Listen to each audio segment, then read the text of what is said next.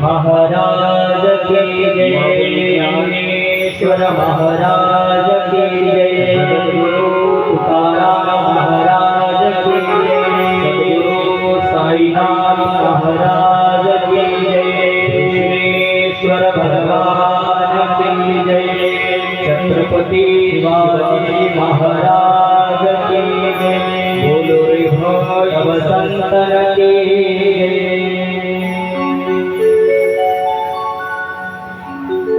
श्री कृष्ण गोविंद हरे मुरारी श्रीनाथ नारायण कृष्ण गोविंद हरे मुरारी श्रीनाथ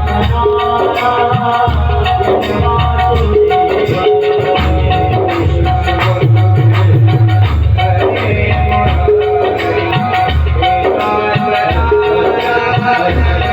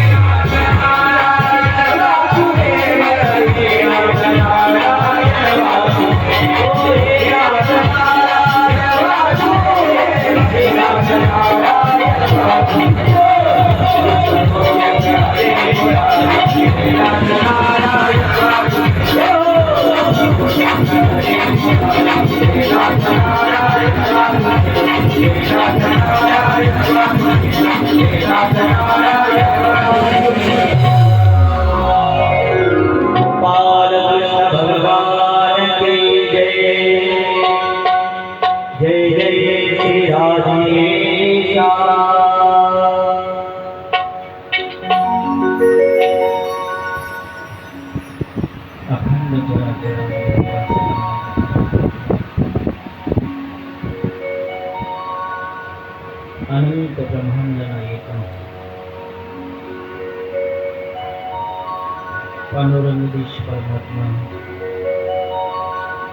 चैतन्य रूपाने वास करणारं परम तत्व आदिशक्ती आदिभवानी माँ जगदंबा आदिशक्ती राधाराणी भक्तीचं परम सामर्थ्य श्री हनुमंतराय महाराज अनंत ब्रह्मांडाचा नायक कृष्ण भगवंत अनंत कोटी ब्रह्मांड नायक राजाधिराज योगीराज प्रब्रह्म श्री सच्चिदानंद सद्गुरु साईनाथ महाराज त्यांनी सर्व साधू संतांच्या चरणावर नतमस्तक होऊन सर्व श्रोतेगणांच्या चरणावर नतमस्तक होऊन आज दुसऱ्या दिवसाच्या वाकपुष्पाला या ठिकाणी आपण स्पर्श करत आहोत. साधू संतांच्या कृपाशीर्वादाने भगवंताच्या असीम कृपा प्रसादाने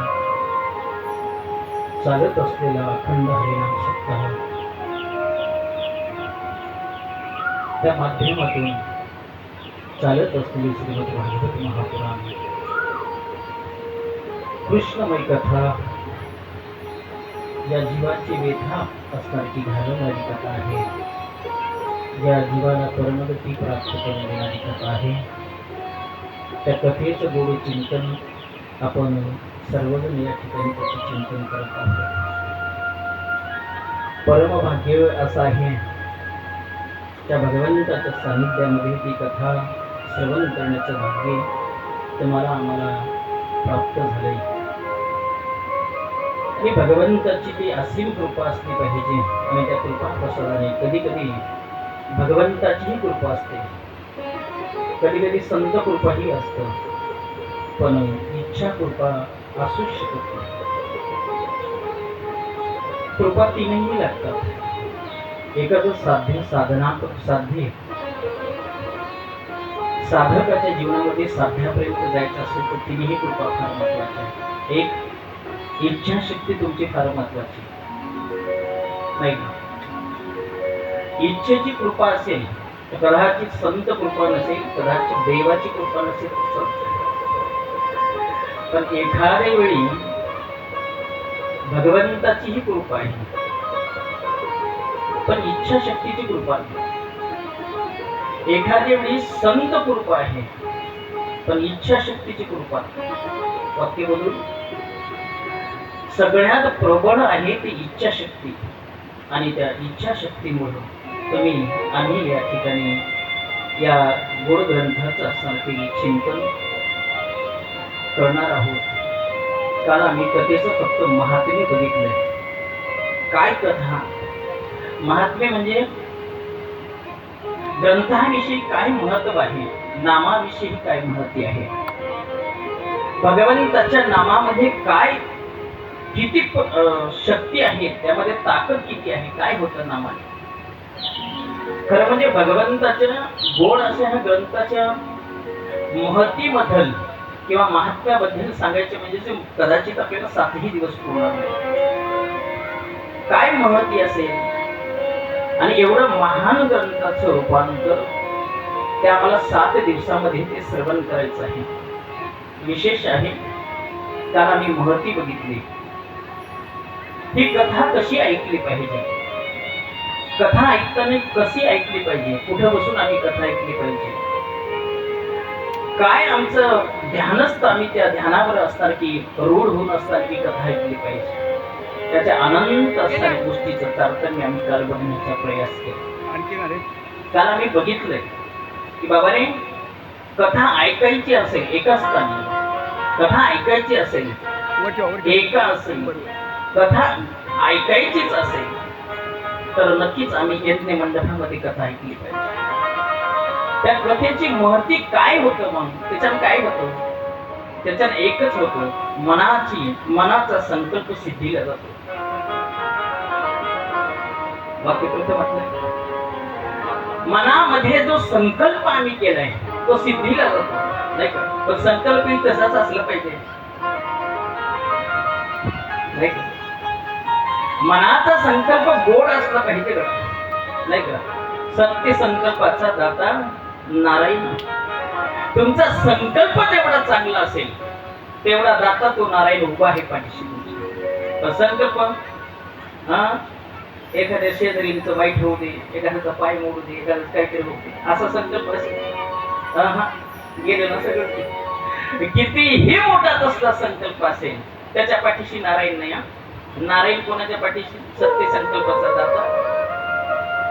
देव त्याच पाठीमाग आहे. कोणाच्या? ज्याच्या मुखामध्ये सत्य आहे, नाही का? देवाचं रूपांतर करताना शास्त्राने सांगितलं सत्यम शिवम सुंदरम. बस याच्या पलीकडे रूप पाहिजे काय असेल? सत्य हेच आहे शिव, नाही का? आणि म्हणून मुखामध्ये नित्य सत्य असलं पाहिजे. संकल्प चांगला असला पाहिजे, संकल्प गोड असला पाहिजे. ज्या संकल्पाने आपलं तर भलं व्हावंच यात नवल नाही, पण एखाद्या आपल्या वाईटच सुद्धा चांगलं झालं पाहिजे असा संकल्प मनाला आमचं बांधता आला पाहिजे. चला का, काल आम्ही बघितलंय एखादा गोड आम्ही संकल्प केला तर ही सिद्धी प्राप्त होते. एखादा गोड संकल्प आम्ही मनाला बांधला असेल तर तो पूर्णत्वाला जातो. याची गोड कथा आम्ही असणार की काल ऐकली. आज मला प्रवेश करायचा आहे, तर म्हणजे आम्ही काल महात्म्य बघितले. आज मला कथेला प्रारंभ करायचा आहे आणि त्या भगवंताच्या कृपा दृष्टीने तुम्ही सर्वजण या ठिकाणी उपस्थित आहात. मला वाटते बऱ्याच जणांनी आसनास्त झालाच असं म्हणायला हरकत नाही. काही उद्या होती, हळूहळू थेंबे थेंबे तळे सचे, पण प्रगती मत जाईल यालाही महत्व आहे, नाही का? त्याला मी बोलून गेलो तुम्हाला, याच्यातून एखाद्याचा तरी उद्धार झाला तर या कथेचं नक्की आम्हाला फलित प्राप्त झालं. एखाद्याचा तरी उद्धार झाला पाहिजे. आणि जर उद्धार व्हायचा असेल तर साधूने सांगितलेल्या वाटावर आम्ही असलं पाहिजे. उद्धार व्हावा वाटत असेल तर संतांनी सांगितलेल्या मार्गावर आम्ही असलं पाहिजे. उद्धार व्हावा वाटत असेल तर ग्रंथांनी सांगितलेले आम्ही वाटेवर असलं पाहिजे. आई, आणि म्हणून आम्हाला तो मार्ग स्वीकार करता आला पाहिजे. चला करा, आज कथेला मला अशा गोड कथेला स्पर्श करायचा आहे. आणि ती कथा विशेष रूपाला असणार की समर्पित करताना गोड असा आनंद होतो मनाला. आज ती कथा आहे, पहिली कथा येऊन जातं भक्ती. अगोदर शास्त्रामध्ये बऱ्याच शास्त्रांचं, बऱ्याच पुराणांचं रूपांतर आम्ही बघितलं तर आमच्या लक्षात येतं की एखाद्या खळाविषयी अगोदर असणार की निरूपण समोर ठेवले. पण भागवताचं महात्म्य एवढं गोड आहे, त्यांनी कथा ठेवली समोर अगोदर भक्तीची. काय महत्त्व असेल बघूया. ज्या भक्तीची कथा अगोदर समोर ठेवली, का ठेवली याचं कारण सांगू. कारण जोपर्यंत भक्ती आम्हाला कळणार नाही, नाही का, मग हे पुढचं अगोदर पाया पक्का असला पाहिजे. बाकी कळत, घराचं बांधकाम आहे, पायाच पक्का नाही. लेकरू कदाचित ढकलपास होत होत नक्की 10व्या वर्गात गेला असेल, पण पाया पक्का नाही ना, बेस पक्का असला पाहिजे. बेस काय आहे?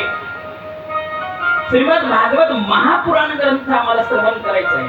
पुराणाची महती आम्हाला श्रवण करायची आहे त्या 7 दिवसामध्ये, तर त्याचा पाया आम्हाला पक्का असला पाहिजे. त्यासाठी भक्तीचं निरूपण केले. आता मला सांगा घडा, एक प्रश्न गोड तुमच्याकडे मला विचारायचा आहे, तर भक्ती म्हणजे काय?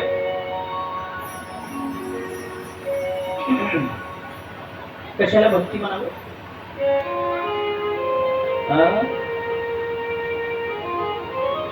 आम्हाला ग्रंथ श्रवण करायचंय, आम्हाला पुराण श्रवण करायचे, आम्हाला ही कथा ऐकायची. ज्या कथेची महती ऐकून राजा परीक्षितेला सुद्धा 7 दिवस मोक्षाची प्राप्ती होऊ शकतं एवढी महती याची असेल. राजा खटवांगाला 1 तासामध्ये मोक्षाची प्राप्ती होत असेल. ज्ञानोबा सारखे संत सांगतात 1 क्षणामध्ये मोक्षाची प्राप्ती होऊ शकतं. एवढी महती जर या नामात असेल, एवढी महती जर एखाद्या पुराणामध्ये असेल, तर त्याची वाट आम्हाला पूर्वत्वाला जाताना सगळ्यात महत्वाचं असं आहे की भक्ती म्हणजे काय. कशाला भक्ती म्हणावं? सकाळी उठावं ब्रह्ममुहूर्तावर, नाही का? नाही का? सकाळी उठावं ब्रह्ममुहूर्तावर. आता सकाळी उठणं थोडंसं बंद झाले. ब्रह्ममुहूर्तावर उठावं, नाही का? स्नान करावं, हातामध्ये ते पंचपाळ आपल्या पडलेले इकडलं तिकडलं ताट असावं, आपल्या देवघरात जावं, त्याची पूजा करावं, नाही का? ते पूजा करताना 2-3 वेळा तर आमचं लक्ष तिकडच असतं, नाही का? बेट्याचे बाप्पा कोणाचा फोन आला एकदा बघा. आणि एकदा विचारे सगळे देव, नाही का, जत्रेतून आणलेली घरात यात्रा काढलेली सगळी जमवलेले देव एका पातेल्यात पाणी घ्यावं आणि गोड एकदाच सगळं एकदाच बुडवावं त्या पातेल्यामध्ये. आणि जशाला तसे एकदा मांडावे, आपल्या देव पाठावं, त्याला हळद लावावं, त्याला कुंकू लावावं. याचं नाव काय? याचं नाव काय? भक्ती. बोला बोला, मला यावर अगोदर बेस पूर्ण करायचंय तुम्हाला. याचं नाव भक्ती. याचं नाव ऐका ना. आणि एवढं करताना पुन्हा दुःखाची वाट आमच्या समोर. पुन्हा म्हणायचं, महाराजांना म्हणायचं, कुणाला तरी म्हणायचं, महाराज काय सांगावं, सकाळी आम्ही ब्रह्ममुहूर्तात उठतो, 3 वेळा आम्ही देवाची पूजा करतो, भगवंताचं नित्य आम्ही भजन करतो, तरी आमच्या घरात दुःख. याचं कारण ऐका. कितीही आम्ही देवाचं नाम स्मरण करत असेल, तर वाट जर चुकीची असेल तर दुःख पदरात पडतं. वाक्य ऐका माझं. शास्त्र असं सांगतं बघा ना. याचं नाव भक्ती आहे का? याचं नाव भक्ती नाही. बघा तुम्ही ते पंचपाळ हातात येते. काही जणांच्या पंचपाळाचं तर एवढं काय सांगावं तुम्हाला. हळदीत कुंकू आहे तर कुंकात हळद आहे, नाही का? त्या अक्षराचं तर विचारच तर काही सांगता येत नाही. त्याच्यात त्या अक्षरामध्येच ती गोपीचंदाची एक ओढी, त्याच्यातच एक भस्माची मोडलेली ओढी. त्याचं नाव कोण ठेवलं की पंचपाळ? त्याला 4च वाट आहे.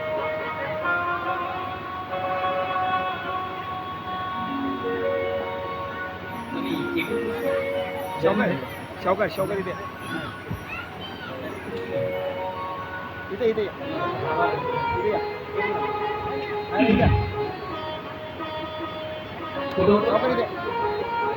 थोडस सांगत चला, तुम्हाला विसर थोडस कोण म्हणाल गेल्या तू तिथं ना मी इथं. हा पंचपाळ ऐका नाही. जे भगवंताचं पूजन आहे आणि ते सगळं एकत्र. बघा तुम्ही आता तुम्हाला समजतो थोडंसं मला विचार. एकाच पातेल्यामध्ये पाणी, एकाच पातेल्यामध्ये, सगळ्या पातेल्यामध्ये देव सगळे एकत्र.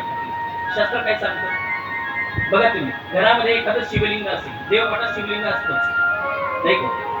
शिवलिंग असेल, आनंद देव असतील, कृष्णाची मूर्ती असेल, नाही का, गोपाल कृष्ण गणेशाची छोटीशी असणारी मूर्ती असेल, शिवलिंग असेल, हे सगळ्याला एकाच जागी स्नान करायचं. याचा परिणाम काय?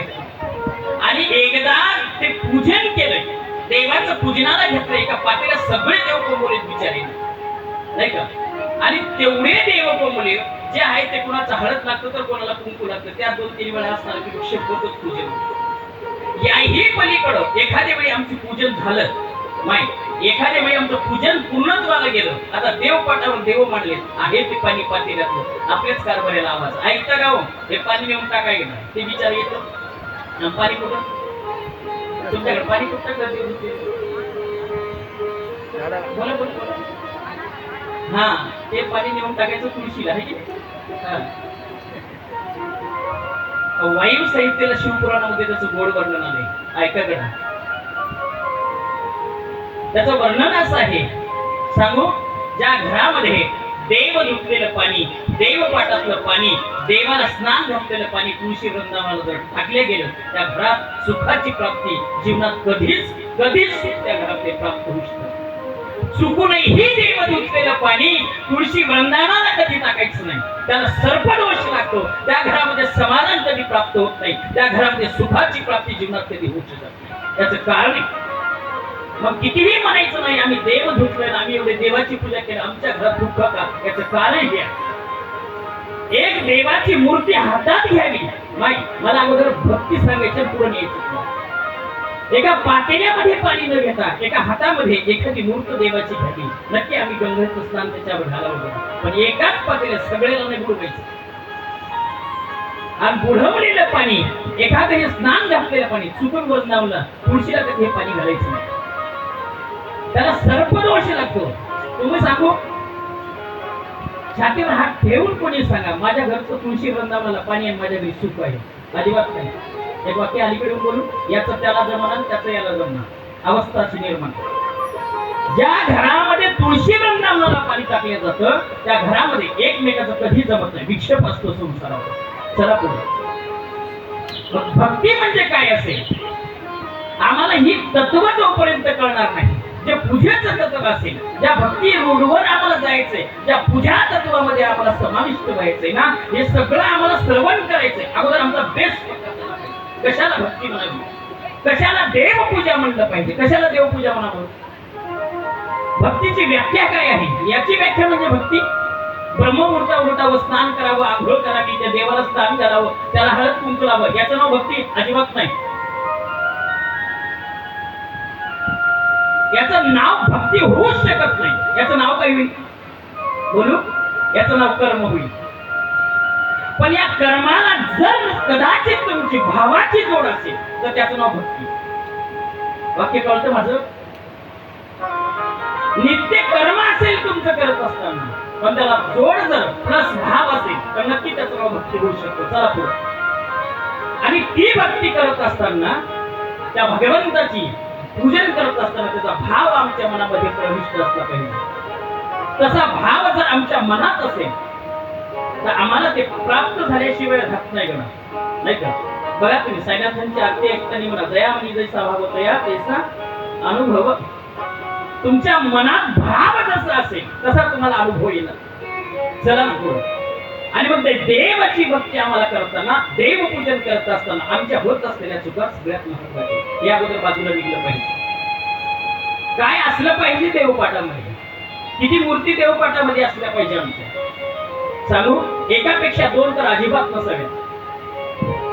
एका मूर्तीपेक्षा दोन जर मूर्ती आमच्या घरामध्ये देवपाठात असलं अजिबात नाही, सुखाची प्राप्ती नाही. नित्य किरकिर असणार. एकापेक्षा अनंत असतील तर सुखाची प्राप्ती नाही. वाक्य आहे का परत एक. आणि मग ते करत असताना एक असेल तर करत असताना नक्की आमचा नियम ठरलेला असला पाहिजे, नाही का. नियम जर असेल तर ठीक आहे, नसेल तर नाही. नित्य नियम नाही तो प्राणी दुर्लभ. नियमात असले तर ते नक्की आमची भक्ती होऊ शकते. चला ना. आणि तो भाव कसा प्रविष्ट असला पाहिजे. देवाची मूर्त समोर आहे, त्याला पूजनाला घेतले आम्ही, गोड आमचा भाव त्याच्या प्रती असला पाहिजे. एका प्रती एक मूर्त आमच्या असताना की मंदिरामध्ये आमच्या देवपाठात असली पाहिजे. एकापेक्षा अनंत नक्कीच नसलं पाहिजे. सुखाची प्राप्ती करायची तर ह्या छोट्या गोष्टी अगोदर पुढे आणल्या पाहिजे. समाधान प्राप्त व्हावं वाटत असेल, सुखाची प्राप्ती व्हावं वाटत असेल तर ह्या भक्ती तत्वामध्ये आलेल्या गोष्टी आम्हाला अगोदर समोर आल्या पाहिजे. नक्की ते प्राप्त होणार आहे, नाही का. बघा तुम्ही, बराच आता म्हणजे ओघ आलाय शिवकथेला. तुम्ही जर बघितलं तर ओघ आलाय सगळ्यात जास्त. आणि एक वाक्यही प्रचलित झाले, काय, एक लोटा जल सब दुःखो का. हा, एक तांब्या पाणी टाकलं की सगळ्या दुःखापासून निवृत्ती होते. वाक्य बोलू नक्की होतं. पण कधी तांब्यावर पाणी घेऊन जाता किमान त्याचं स्मरण असावं जाताना मंदिरापर्यंत. घरापासून निघलं ना तर मंदिरापर्यंत त्याचं स्मरण असलं पाहिजे. पण आमचं कसं आहे, दोघीच्या जागी तिघी असेल आम्ही, सासूचं घराण नसेल तर सुनाचं घराण नसेल तर शेजारीचं घराण, किती पाणी टाकणार टाका. वाक्य करतं माझं. सुखाची प्राप्ती व्हावी वाटत असेल तर त्याच वाटेवर तुम्हाला रुजू व्हावं लागेल. चला ना पुढे.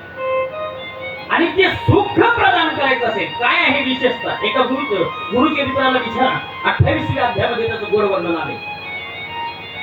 पूजनाची विधी तिथं सांगितली. बघा ना, काय जीवनामध्ये सगळ्यात महत्वाची भक्ती करताना, देवपूजा करताना अगोदर चूक बाहेर आमच्या निघली पाहिजे. चुकीचे पूजन असेल अजिबात त्याची प्राप्ती नाही.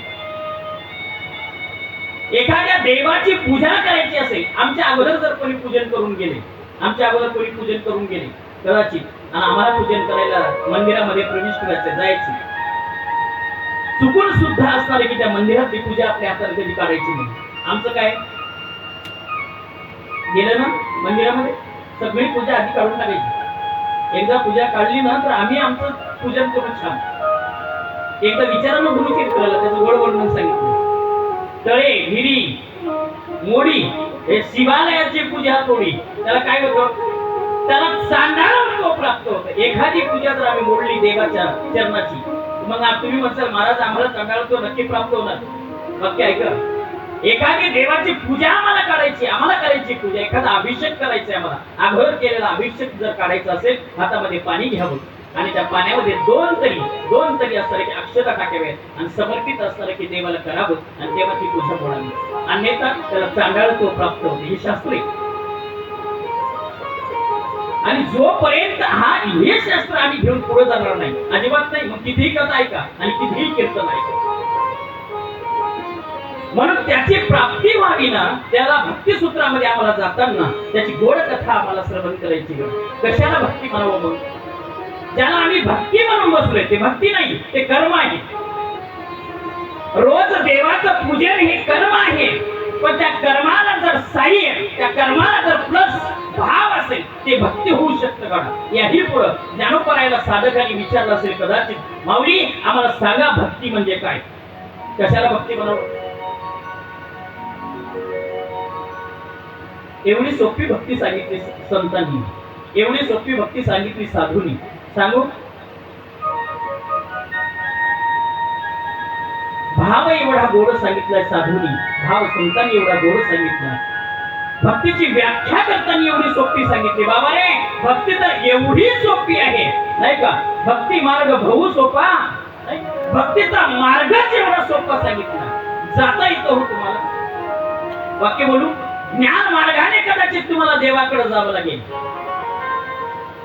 योग मार्गाने कदाचित तुम्हाला देवाकडे जावं लागेल, पण भक्ती मार्गाची प्रभुता एवढी आहे, देव तुमच्याकडे आल्याशिवाय राहत नाही. पण भक्ती तशी असली पाहिजे. पण भक्ती जेवढी सोपी आहे तेवढी अवघडही आहे. किती अवघड आहे सांगू? भक्ती ते कठीण शूळावरील कोडी, भक्ती ते कठीण शूळावरील कोडी, भक्ती ते कठीण शूळावरील कोडी, भक्ती ते कठीण शूळावरील कोडी, भक्ती ते कठीण शूळावरील कोडी.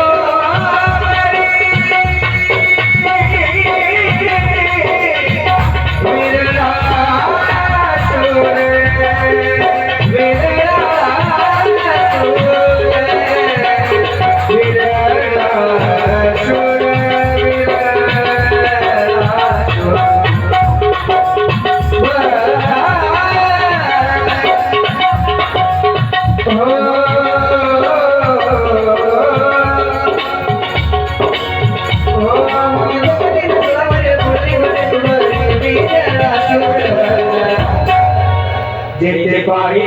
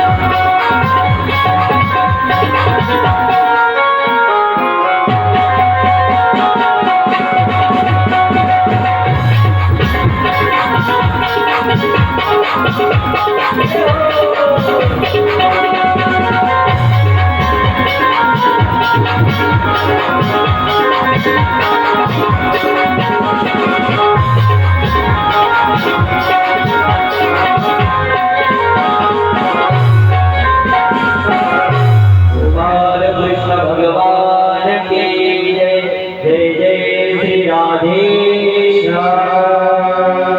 आणि म्हणून भक्ती जेवढी सोपी आहे आई, तर भक्ती जेवढी सुद्धा सारखी अवघड आहे. किती अवघड आहे? भक्ती 16 वर्षी पुरी आहे जमीन. आणि म्हणून ज्ञानोपायांना कदाचित असतं की साधकांनी प्रश्न केला असेल,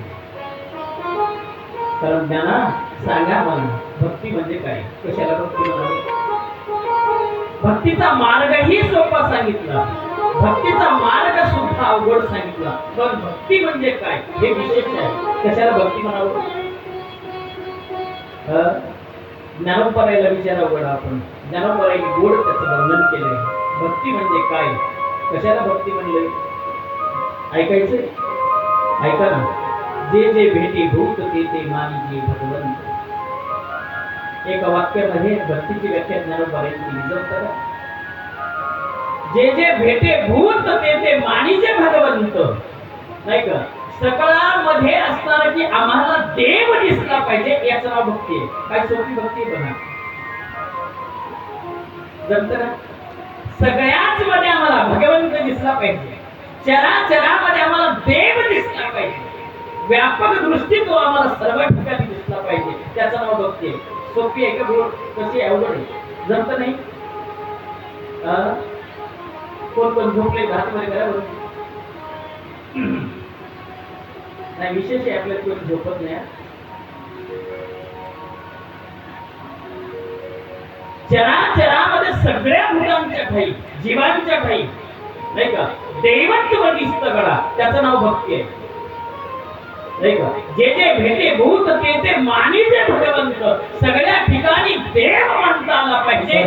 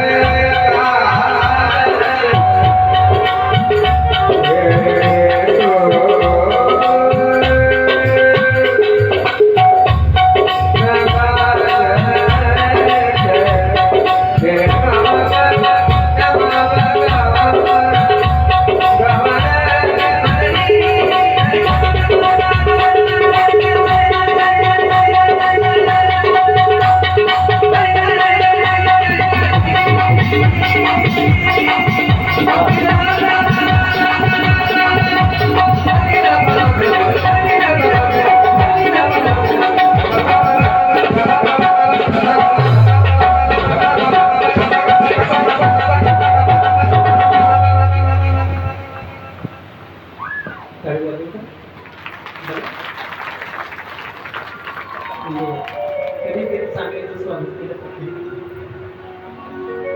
चला ऐका सर्वांच्या हृदयामध्ये असणार की देव नक्की आम्हाला सगळ्यांच्या हृदयामध्ये आम्हाला भगवंत असताना दिसला पाहिजे. याचं नाव भक्ती. सोपं आहे का अवघड आहे सांगा? मला पुढे जायचंय. जर ही भक्ती सोपी असेल कोणती सगळ्याच्या ठिकाणी आम्हाला देव बघता आला असेल तर नक्की मला हा तुमच्या कथेला स्पर्श करता येईल. जमतं ना? थोडस पटरी चेंज करू का? मला ती पटरी चेंज करायला येतं बरं चांगली. पण माझा मानस नसतो. माझा मानस थोडस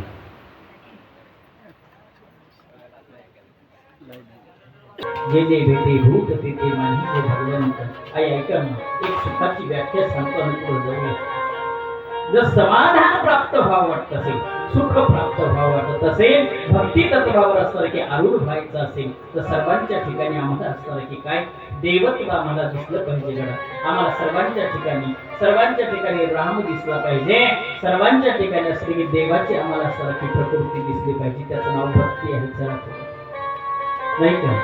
आमची भक्ती साध्या देवाच्या मंदिरात गेले ना तर फोटो काढला पाहिजे आम्ही. आणि ते काय केलं पाहिजे नाही का? ते इंस्टाला असलं पाहिजे, तेच फेसबुकला असलं पाहिजे, ते स्टेटसला असलं पाहिजे. त्याचं नाव भक्ती आमच्याकडे. चांगला गोड फोटो आला पाहिजे मंदिरामध्ये. देवापेक्षा आमचा फोटो किती चांगला आला पाहिजे. मग ते सांगते त्या पुढे जाऊन आणि ते ठेवलेला फोटो नक्कीच लोकांनी आमचा बघितला पाहिजे. त्याचं नाव काय? त्याचं नाव आमचं भक्ती आहे की नाही? 50 वेळा तरी फोटो ते बघितलं का नाही याचंही दुखणं. स्टेटसला ठेवलं ना किती वेळा कोण बघितलंय याचंही दुखणं. बघितलंच पाहिजे नाही का? बाकी बोलू तुम्हाला हे करत असताना बाकी सांगू ते देवाची भक्ती करत असताना व आम्हाला वाटतं बघा आम्हाला लोकांना बघितलं पाहिजे. आणि पाप करताना देवाचं पूजन करताना लोकांनी आम्हाला बघितलं पाहिजे. पण एखाद्या वेळी आमच्याकडून पाप घडत असलं तर आमचं ते पाप कोणीच बघितलेलं पाहिजे. मनाचा भाव आहे. जरा पुढं ऐका ना. आणि त्या भक्ती तत्वावर आढळून व्हायचं असेल तर भगवंतानी साधूनी संतांनी ग्रंथांनी पुराणांनी सांगितलं बाबा रे सर्वांच्या ठिकाणी आम्हाला काय दिसलं पाहिजे तो देव दिसला पाहिजे. सगळ्यांच्या ठिकाणी आम्हाला तो भगवंत असणार की दिसला पाहिजे. त्याचं नाव भक्ती आहे. ऐका गडा. आणि त्या भक्तीची कथा मला स्पर्श करायचा आहे. त्या भक्तीच्या कथेला मला स्पर्श करायचा आहे. एक दिवसाचा समय आहे आणि नारद स्वामी असणार की फिरत असणार की तीर्थयात्रा करताना नारद स्वामी एका जागेवर असणार की जाऊन पोहोचले. माझ्याकडे बघा. आणि नारद स्वामीच्या दृष्टीमध्ये नारद स्वामी जात असताना नारद स्वामीची दृष्टी आहे भगवंताची प्राप्ती झाली पाहिजे. देव दर्शन घेत असताना नारद चालत जाताना नारदाच्या कानावर एक शब्द पडला.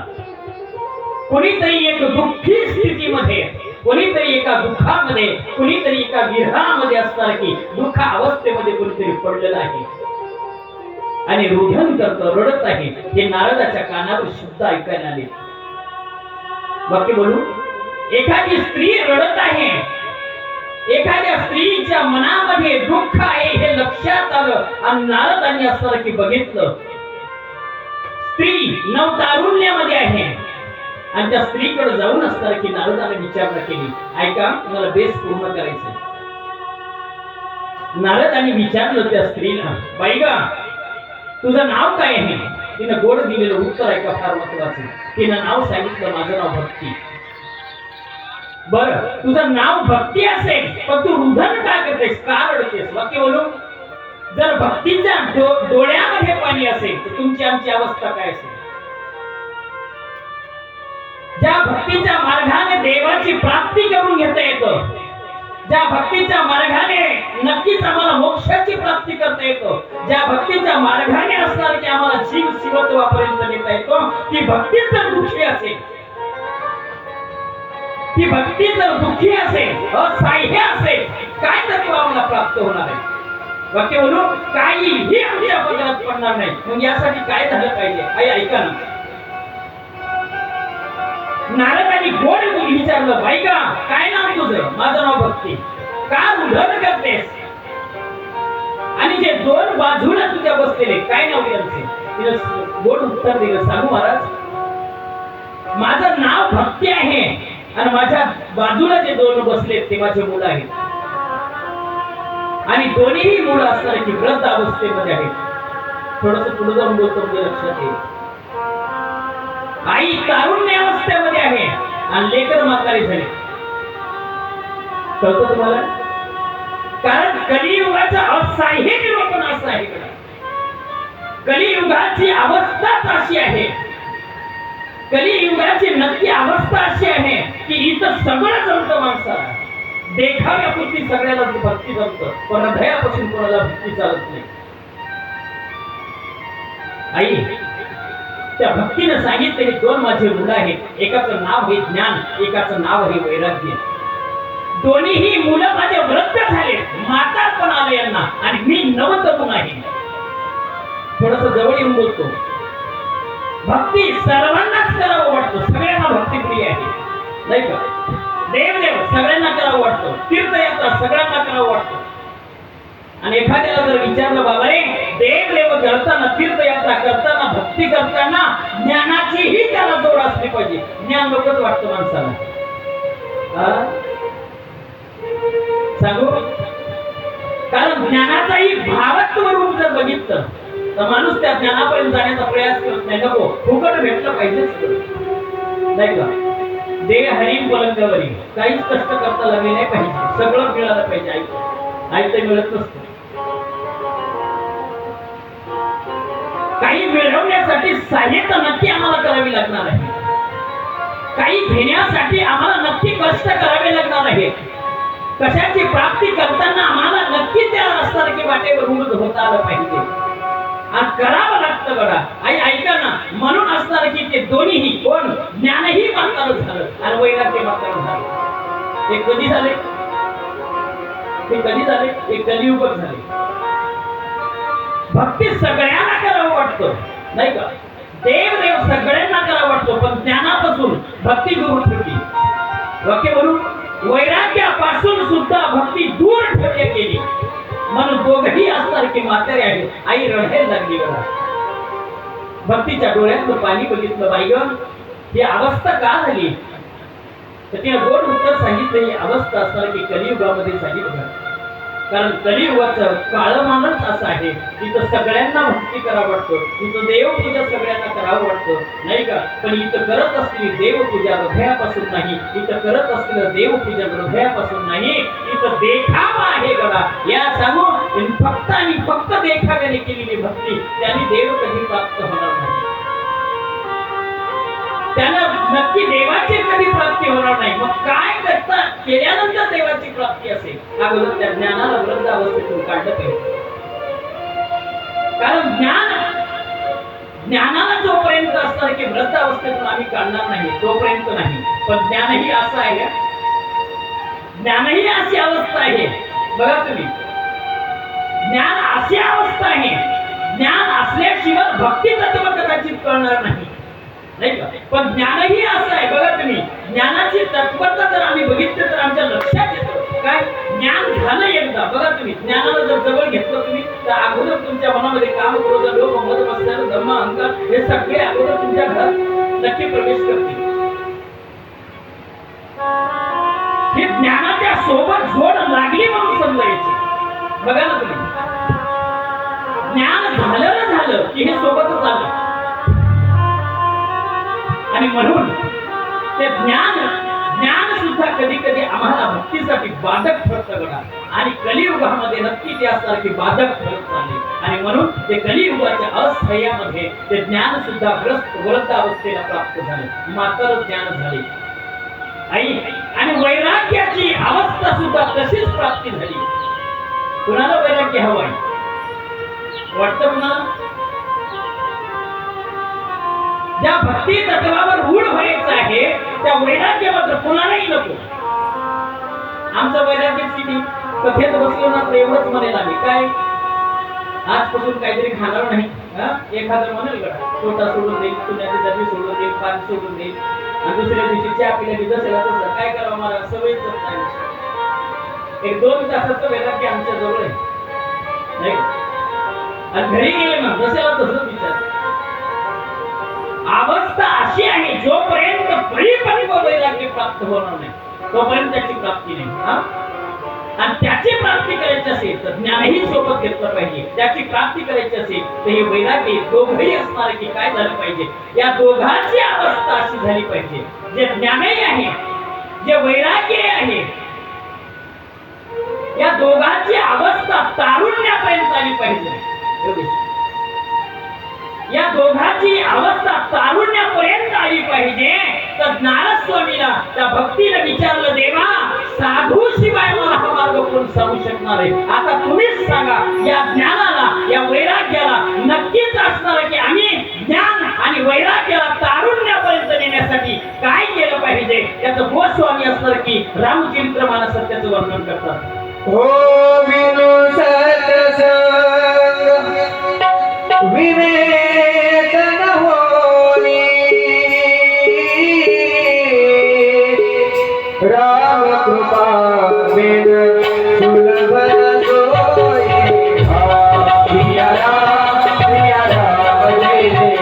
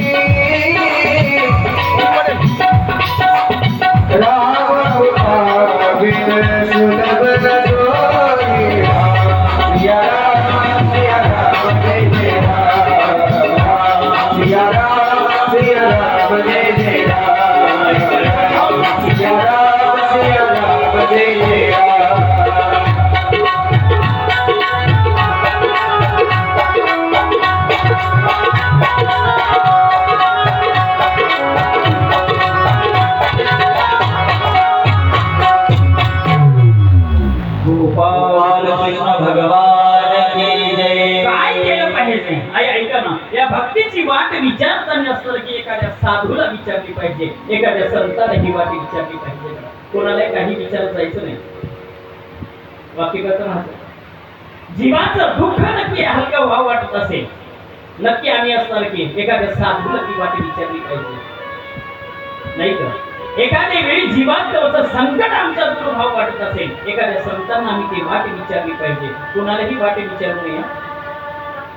सांगू तुम्हाला, एखाद्याला तुम्ही दुःखातून असहाय्य होण्यासाठी, दुःखामधून बाहेर होण्यासाठी एखाद्या वेळी मनातून हृदयापासून जर तुम्ही कोणाला विचारलं करा, ऐका करा, फार महत्वाचं. सांगू, कुणालाही विचारू नये. वाक्य सांगतो बरोबर, आणि कुणाला सांगू पण नाही.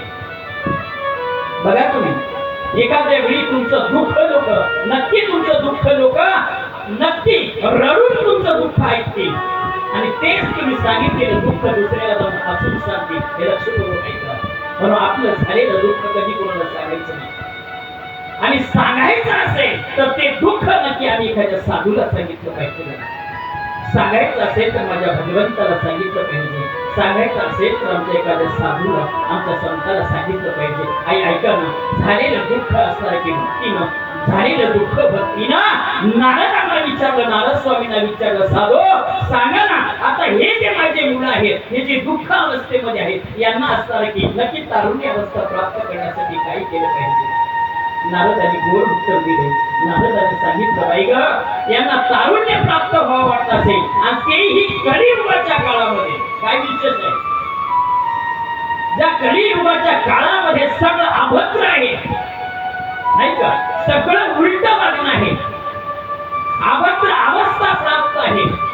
आणि एवढ्या घोर कलियुगामध्ये या ज्ञानाला आणि वैराग्याला तारुण्य अवस्था प्राप्त करायची असेल तर नारदाने सांगितलं, बाई ग, एकच याला तारुण्य नेऊ शकतं, एकच याला तारुण्य पदावर नेऊ शकतं. ते म्हणजे काय?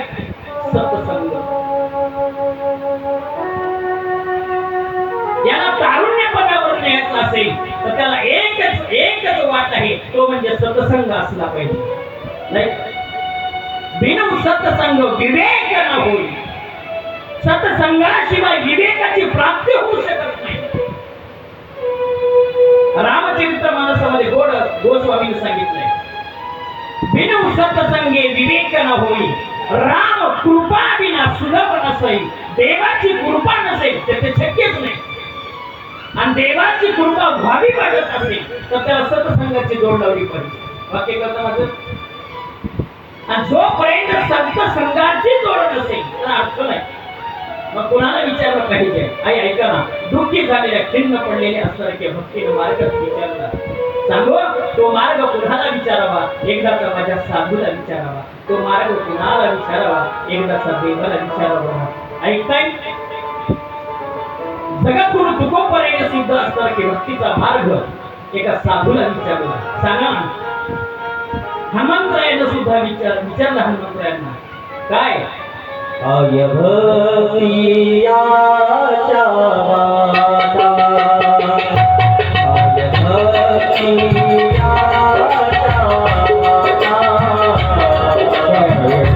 आय भक्तियाच्या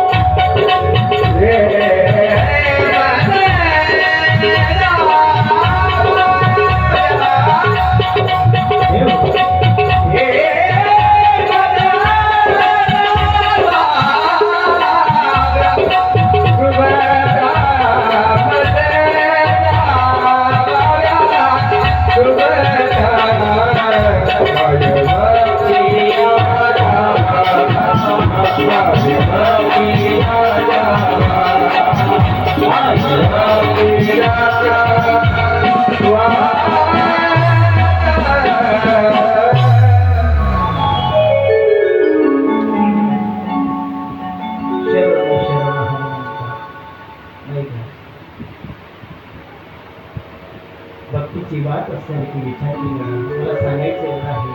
विचारण्याची वाट तर एका साधूला विचारली पाहिजे. विचारायची वाट एखाद्या संताला विचारली पाहिजे. आई ऐका, एवढं दुःखाची स्थितीमध्ये असताना की भक्तीने वाट विचारली गडाच्या साधूला आणि साधूने गोड त्याचं उत्तर सांगितलं, बाबा रे या तुम्हाला तारुण्य तुम्हाला तरुण जायचं असेल तर एकच करा, एक काम केलं पाहिजे. भक्तीला सांगितलंय, वैराग्याला सांगितलंय आणि ज्ञानालाही सांगितलं. काय करा? तुम्हाला तारुण्य पद पाहिजेत असेल नाही का, तुम्हाला मोक्ष पद पाहिजेत असेल, तुम्हाला मुक्तीचा मार्ग पाहिजेत असेल तर एक करा, एक केलं पाहिजे. काय? तुम्ही सत्संगामध्ये गेलं पाहिजे. वाक्य आता ऐका बघा, फार महत्वाचं.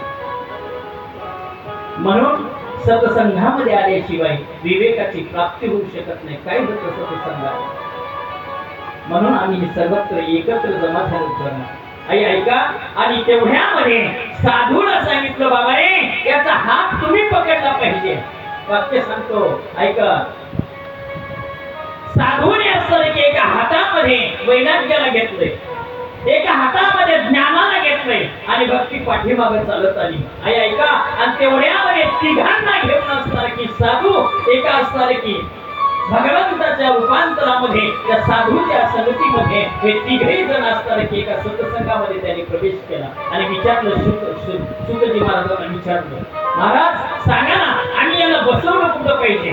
भक्तीला आम्ही जागा कुठं दिली पाहिजे मंडपामध्ये? ज्ञानाला जागा आम्ही मंडपात कुठं दिली पाहिजे? वैराग्याला मंडपामध्ये आम्ही जागा कुठं दिली पाहिजे?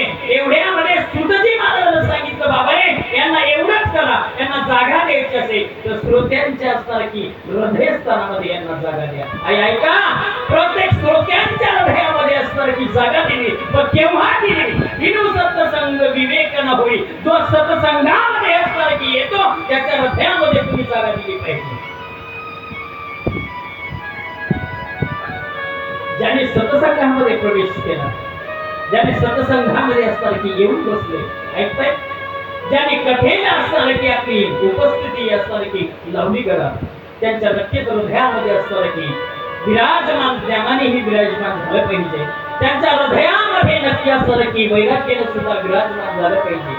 बोलू पुढे जाऊन त्यांच्या हृदयामध्ये भक्तीने सुद्धा विराजमान झालं पाहिजे. हे उपदेश असणार की सुखजी महाराजांनी सांगितलंय. आई आणि तोच उपदेश असणार की राजा परीक्षिताला सांगताना, राजा परीक्षिताला सुद्धा सांगताना तोच उपदेश सांगितला, बाबा रे जोपर्यंत हृदयामध्ये हे तिघही येऊन बसणार नाही आणि ते बसले एकदा की मग मात्र आम्हाला फार लांब नाही ते मोक्षाची प्राप्ती आमच्या जवळ आहे. ज्यांच्या हृदयामध्ये ज्ञानाने प्रवेश केलाय, ज्यांच्या हृदयामध्ये भक्तीने प्रवेश केलाय, ज्यांच्या हृदयामध्ये विवेकाने प्रवेश केला, तो मुक्तीचा मार्ग, ते मुक्ती आमच्या जवळ आहे, आता लांब नाही. आणि म्हणून असणार की श्रीमद भागवत महापुराणाने अगोदर भक्तीची कथा सांगितली आहे. आई, ज्या दिवशी आम्ही या सभा मंडपामध्ये, ज्या दिवशी आम्ही या यज्ञ मंडपामध्ये प्रवेश करू, त्याच्या प्रत्येकाच्या हृदयामध्ये ज्ञान भक्ती वैराग्य तिघही एकत्र येऊन प्रवेश होतात. तिघांनीही असणार की सर्वांच्या हृदयामध्ये प्रवेश केला आणि आता मात्र कथेला असणार की सुरुवात झाली. सत्संगामध्ये तिघांनी प्रवेश केला, श्रोते गणांच्या हृदयामध्ये त्यांनी प्रवेश केला आणि प्रवेश झाल्यानंतर आता मात्र ती कथा ऐकताना सुरुवात केली. आई, आणि म्हणून ही कथा या तिघांनी ज्यांच्या हृदयामध्ये प्रवेश केला बाकी समजून जातो. ज्यांच्या हृदयामध्ये या तिघांनी प्रवेश केला असेल, ज्यांनी या तिघांना एकत्र करून ही कथा ऐकली, त्यांच्यासाठी मोक्ष दूर नाही. त्यांच्यासाठी 7 दिवसामध्ये राजा परीक्षितेसारखा मोक्ष दूर नाही. आणि म्हणून असणार की ही कथा आम्ही तिघांना जवळ घेऊन असणार की ती कथा ऐकली पाहिजे, तिघांनाही हृदयात ठेवलं पाहिजे, आमच्या ज्ञानालाही आमच्या हृदयात जागा दिली पाहिजे, आम्ही वैराग्याला आमच्या हृदयामध्ये जागा दिली पाहिजे, आमच्या भक्तीला आमच्या हृदयात जागा दिली पाहिजे. देखाव्याची भक्ती नाही किंवा देखाव्याचं ज्ञान नाही का, किंवा देखाव्याचं वैराग्य नाही, हृदयापासून असलं पाहिजे.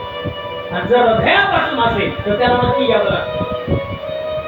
भक्ती तत्वाचा आरूढता अशी आहे, हृदयापासून त्याच्यापर्यंत जाण्याचा प्रयास करा. नक्की आम्हाला ते आमच्या पदरात घेतल्याशिवाय सोडत नाही, पण आम्हाला ते हृदयापासून जोपर्यंत होत नाही ना तोपर्यंत आम्हाला त्याची प्राप्ती नाही करत. चला पुढे. भक्तीने असणार की प्रवेश केला, तिघांनी हृदयामध्ये सर्वांचं स्थान घेतलंय. आता एका गोड कथेला मला स्पर्श करायचा आहे. अगोदर या कथेचं रूपांतर असं आहे, अगोदर दुष्टाची कथा समोर ठेवली, वाईटाची काय अवस्था असेल बघा तुम्ही. एका गोड कथेने मला स्पर्श करायचा आहे. भक्ती तत्वाची कथा इथपर्यंत आली. भक्तीला, ज्ञानाला, वैराग्याला तिघांनाही जागा दिली. भक्ती म्हणजे काय? सगळ्यांच्या हृदयामध्ये देव आम्हाला एकत्र बघता आलं पाहिजे. वैराग्य नक्की आमच्या जीवनात असलं पाहिजे, ज्ञानाला जागा आमच्या जीवनात असली पाहिजे. आणि हे तिन्ही एकत्र आले तर ही कथा आम्ही ऐकलो तर मोक्षाची प्राप्ती आमच्यापासून दूर नाही, मुक्तीची प्राप्ती आमच्यापासून दूर नाही, भगवंताची प्राप्ती आमच्यापासून दूर नाही. आता हे तिन्ही एकत्र आलेत गडा. ऐका, या ज्ञान यज्ञामध्ये ज्यानेही प्रवेश केला असेल, ज्यानेही कथेला आपण आज उपस्थिती लावली, त्यांच्या हृदयामध्ये या तिघांनी जागा केली. आता आपण स्पर्श करूया एका गोड कथेला.